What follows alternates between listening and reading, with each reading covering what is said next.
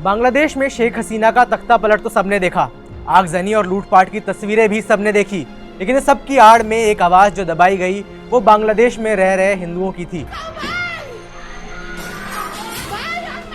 शेख हसीना का इस्तीफा देना और देश छोड़ने को यहाँ मुसलमान जश्न के तौर पर देख रहे हैं, अपनी बड़ी जीत के तौर पर इसे मनाया जा रहा है। लेकिन इस तख्ता पलट ने यहाँ के अल्पसंख्यक हिंदुओं को खतरे में डाल दिया है। हिंसा और आगजनी के बीच अब उपद्रवी हिंदू समाज को निशाना बना रहे हैं, नाम पूछ पूछ कर उन पर हमला हो रहा है। ऐसे में कई तस्वीरें सामने आई हैं जिसमें हिंदू मंदिरों को टारगेट किया जा रहा है। इतना ही नहीं, वह हिंदुओं की दुकानों में लूटपाट की जा रही है, साथ ही कई हिंदुओं के घरों को भी जला दिया गया है। गौर करने वाली बात यह है कि जब तक शेख हसीना का राज था तब तक हालात फिर भी संभले हुए थे। हालांकि सरकार के गिरने के बाद और सेना के कंट्रोल लेने के बाद बांग्लादेशी हिंदुओं को डर सता रहा है। डर है कि अगर सत्ता में कट्टर इस्लामिक संगठन आ गए और उनकी सरकार बन गई तो बांग्लादेशी हिंदुओं का क्या होगा। बांग्लादेश का हिंदू क्यों खतरे में है, इस वीडियो में हम इसी की चर्चा करेंगे। नमस्कार, मेरा नाम है वैभव, आप देख रहे हैं जी स्विच। बांग्लादेश में हिंदुओं के साथ हो रहे अन्याय की बात करें इससे पहले आपको ये जानना जरूरी है कि आखिरकार बांग्लादेश में कितने हिंदू रहते हैं। सेंसस रिपोर्ट्स के मुताबिक 1951 में बांग्लादेश में हिंदुओं की आबादी लगभग 22% थी, लेकिन 2022 में यह 8% पर आकर सिकुड़ गई। इसके मुकाबले वहाँ मुसलमानों की आबादी 91% है और उससे भी ज़्यादा है और साल दर साल बढ़ ही रही है। संख्या के हिसाब से देखें तो बांग्लादेश की कुल पॉपुलेशन 17 करोड़ 22 लाख से भी ज़्यादा है, जिसमें से हिंदुओं की संख्या लगभग 1 करोड़ 30 लाख है।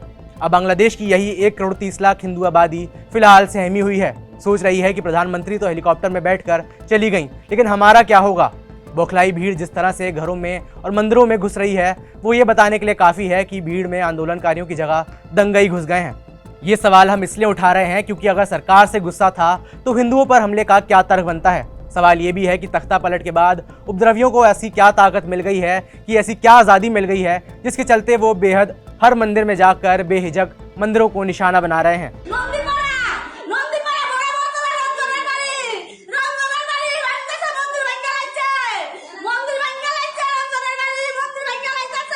अब से बस कुछ ही घंटों पहले बांग्लादेश के मेहरपुर इस्कॉन मंदिर की तस्वीर सामने आई, जहां दंगइयों ने तोड़फोड़ करने के बाद इस मंदिर को आग के हवाले कर दिया। बांग्लादेशी मीडिया के मुताबिक यहां के 27 जिलों में हिंदुओं के घरों और दुकानों को निशाना बनाया गया है, कीमती सामान को लूटा गया है। बांग्लादेश में जो बड़े हिंदू नेता हैं उन्हें भी निशाना बनाया जा रहा है। हिंदू नेताओं के घर पर भी तोड़फोड़ की खबरें सामने आ रही हैं। बांग्लादेश का हिंदू खौफ में है। कुछ लोग तो सोशल मीडिया के जरिए किसी तरह मदद की उम्मीद लगाए बैठे हैं, हालांकि फिलहाल मदद की भी कम ही गुंजाइश लग रही है। বাবা যতটুকু পারছে ছবি তুলছে এবং বাবারে মারছে, বাবার গায়ে হাত দিছে। আর আমার ছোট কাকা তো পলাই আছে, আমার ছোট কাকাকে ওরা খুঁজতেছে।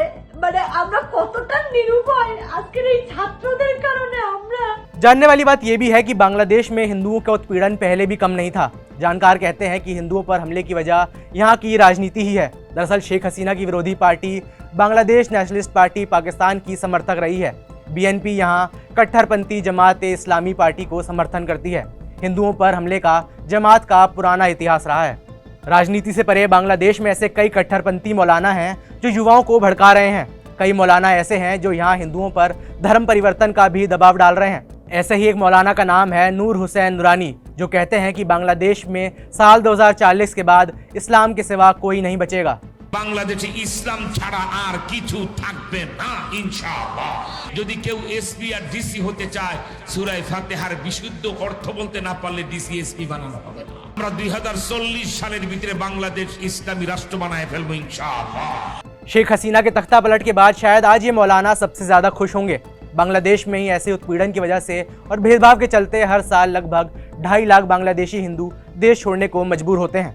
सोचने वाली बात यह भी है कि अगर बांग्लादेश हिंदुओं के लिए नर्क बन जाता है तो वो भारत आने की ही कोशिश करेंगे। ऐसे में भारत के लिए शरणार्थी संकट यानी रेफ्यूजी क्राइसिस पैदा हो सकता है। पहले से ही बड़ी आबादी में लोगों को खान पान देना दिक्कत की बात है। ऐसे में भारत सरकार के लिए बड़ी चुनौती सामने आ सकती है। बहरहाल आपको पश्चिम बंगाल की मुख्यमंत्री ममता बनर्जी का भी बयान याद दिला दें। पिछले महीने भी जब बांग्लादेश से हिंसा की खबरें आ रही थी तो उन्होंने कहा था कि अगर बांग्लादेश के नागरिक शरण मांगेंगे तो हम जरूर आगे आएंगे। असहाय मानुष যদি বাংলায় দরজা খটখটানি করে আমরা তাদের আশ্রয় নিশ্চয়ই দেব। बांग्लादेश की सिचुएशन पर भारत सरकार की पैनी नजर बनी हुई है। शेख हसीना के तख्ता पलट के कुछ ही मिनटों में प्रधानमंत्री मोदी ने एक हाई लेवल मीटिंग बुलाई थी जिसमें उन्होंने सारी जानकारी ली थी। अब अगर बात बांग्लादेशी हिंदू की करें तो ऐसे में पीड़ितों की जिंदगी को सुधारने के लिए ही सरकार ने CAA लाने की बात कही थी। सिटीजनशिप अमेंडमेंट एक्ट को नागरिकता देने वाला कानून बताया गया था। बांग्लादेश के हिंदू फिलहाल मुसीबत में हैं। आगे उनका क्या होगा ये देखने वाली बात होगी। क्या भारत सरकार उनको मदद देने के लिए आगे आएगी? क्या भारत सरकार को बांग्लादेशी हिंदुओं को शरण देना भी चाहिए? इस पर आपकी क्या राय है ये हमें नीचे कमेंट्स में बताएं। मेरा नाम है वैभव, देखते रहिए जी स्विच।